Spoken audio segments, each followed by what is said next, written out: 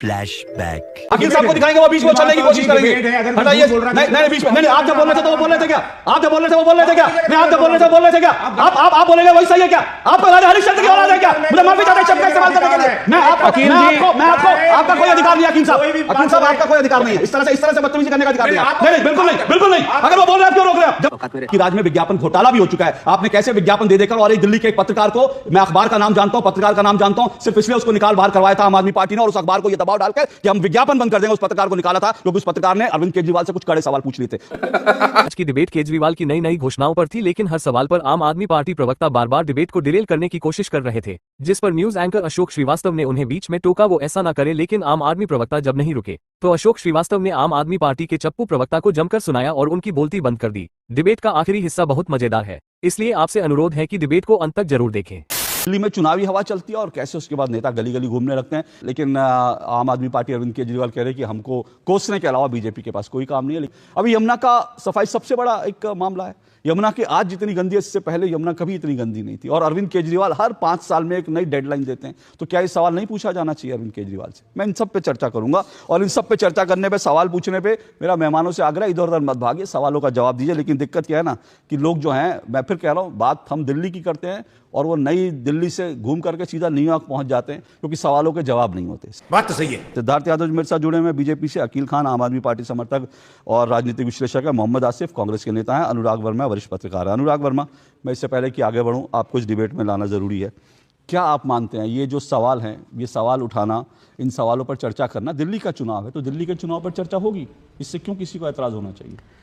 अशोक जी, एक बड़ी दुर्भाग्यपूर्ण चीज़ है कि भारतीय राजनीति में गंदगी पहले ही बहुत थी, कम नहीं थी, खूब गंदगी होती थी, और आम आदमी पार्टी ने राजनीति में आके राजनीति को और निचले स्तर पे जो हो सकता है, जो संभव है, वहां ले जाके पहुंचा दिया। किस आधार पे ये कह रहे? इसके आधार क्या है? आपके सामने आम आदमी पार्टी के प्रवक्ता जो किसी बात का जवाब देने को तैयार नहीं है। यही नहीं, इनके राष्ट्रीय नेता से लेके एक प्रवक्ता तक कोई बात का जवाब देने को तैयार नहीं है। आपने जो बात कही कि हमने काम क्या किया शिक्षा पे और बिजली पे, पानी पे, जरूरी चीजें थी, उस समय मेरा दिल कर रहा था मैं पूछूं कि क्या शराब भी इसी कैटेगरी में आती है? जो पानी और बिजली के साथ शराब भी दिल्ली के हर बच्चे तक पहुंचानी थी कि हर गली में दुकानें खुलवा दी? क्या हुई? राजनीति में पॉल्यूशन की अगर बात की जाए, पॉल्यूशन की पहले से बहुत कम हो गई थी। पॉल्यूशन की सर 1+1 आप ही के टाइम में। आप बोलिए भैया, स्क्रीन पे एक मिनट आप, मेरा प्रोड्यूसर, एक मिनट रुकिए, मेरा प्रोड्यूसर को निर्देश है, जब जो बोल रहे हैं उन्हीं को स्क्रीन पर रखें। अखिल साहब को दिखाएंगे, वो बीच में चलने की कोशिश करेंगे। हटाइए, नहीं बीच में, नहीं आप जब बोल रहे थे तो वो बोल रहे थे क्या? आप जब बोल रहे थे वो बोल रहे थे क्या? नहीं आप जब बोल रहे थे वो बोल रहे थे क्या? आप बोलेंगे वही सही है क्या?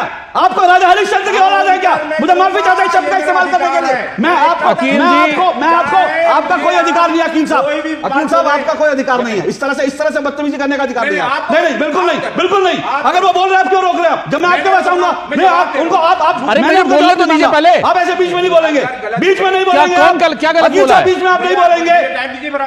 इनके बाद आप बोलिए ना, आप अपनी जब बात होती है तो आप न्यूयॉर्क की बात करने लगते हैं। अनुराग जी रुकिए, एक मिनट रुकिए। अकील साहब एक मिनट, मैं अभी आपको टाइम दूंगा, लेकिन अगर आप किसी के बीच में बोलेंगे तो वो बदतमीजी होगी। प्लीज मेरा आपसे मैं आपसे बहुत विनम्रता से सुनिए। अकील साहब आप मेरे मित्र हैं। एक मिनट अकील साहब, मेरी बात सुनिए, कभी सुनना भी सीखिए, मेरी बात सुनना भी सीखिए। सुनिए, आप सुनाने के लिए नहीं आए हैं। हटाइए इनको, हटाइए। एक आरटीआई है और वो आरटीआई, दिल्ली सरकार ने आरटीआई का जवाब दिया है। अभी ये जो अंबेडकर सम्मान योजना लागू कर, जो आज घोषित की ना कि अंबेडकर सम्मान योजना हर साल 100 बच्चों को भेजेंगे, 50 बच्चों को भेजेंगे। अब ये आरटीआई, दिल्ली सरकार की आरटीआई ये कहती है कि ये योजना 2019 में भी शुरू की गई थी। 2019 की योजना को फिर से जो है नया मुलम्मा, और 2019 से लेकर अब तक कितने बच्चे भेजे? इनको 5 सालों में सिर्फ 5 बच्चे मिले हैं भेजने के लिए, और अब ये कहते हैं कि हर साल 100 बच्चे। तो सर आपकी इंटेंशन पे इसलिए शक होता है ना। बताइए, आप बोलिए आप जी।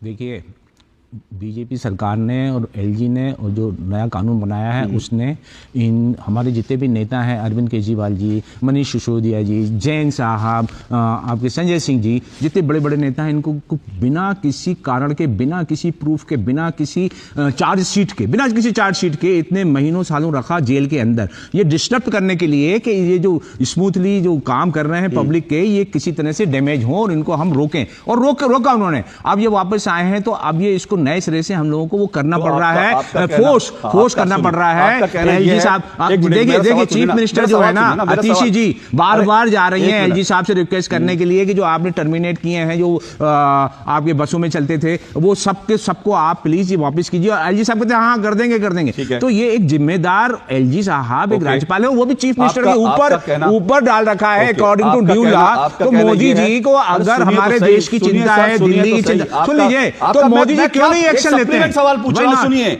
आपका कहना यह है कि ये जो योजना है, ये जो आप लोग लागू नहीं कर पाए, ये इसलिए नहीं कर पाए क्योंकि एलजी साहब ने नहीं लागू करने दी। देखिए तो आपने इसलिए रीलॉन्च कर दिया, जेल में भेज दिया बिना किसी कारण के, सारा डिस्ट्रप्शन किया, एडमिनिस्ट्रेशन को अपने अंडर में ले लिया, एडमिनिस्ट्रेशन जितने भी लोग हैं उनको डरा धमका करके। अशोक जी, एक बहुत दुर्भाग्यपूर्ण स्थिति इस देश में, जब से ये अपीजमेंट की राजनीति और जो फ्रीबीज की राजनीति ने देश को एक गलत डायरेक्शन में डाल दिया है। फ्रीबीज की राजनीति के चक्कर में आप मुझे चुनाव में आप मुझे वोट देंगे, सरकार बनाएंगे तो आपको 1000 रुपए दे देंगे, 2000 रुपए दे देंगे। इस चीज में जो जनता ट्रैप में फंसती है, उसका फायदा आम आदमी पार्टी जैसे राजनीतिक दल उठा रहे हैं। ऐसे आम आदमी पार्टी भी नहीं। देखिए, जहां तक मैं बड़ा स्पष्ट कर दूं, देखिए जहां तक ये फ्रीबीज की बात है, योजनाओं की बात है, हर पार्टी अपनी अपनी तरह से अपने अपने राज्यों में इस तरह की योजना लाती है। कोई कहती है फ्रीबीज है, कोई कहती है कि वेलफेयर स्कीम है। अभी अकील खान साहब मुझे कह रहे थे कि बाकी लोग जो है बड़ी प्रोफेशनल बहस करते हैं, आप क्यों नहीं करते? तो अकील खान साहब बता दूं आपको,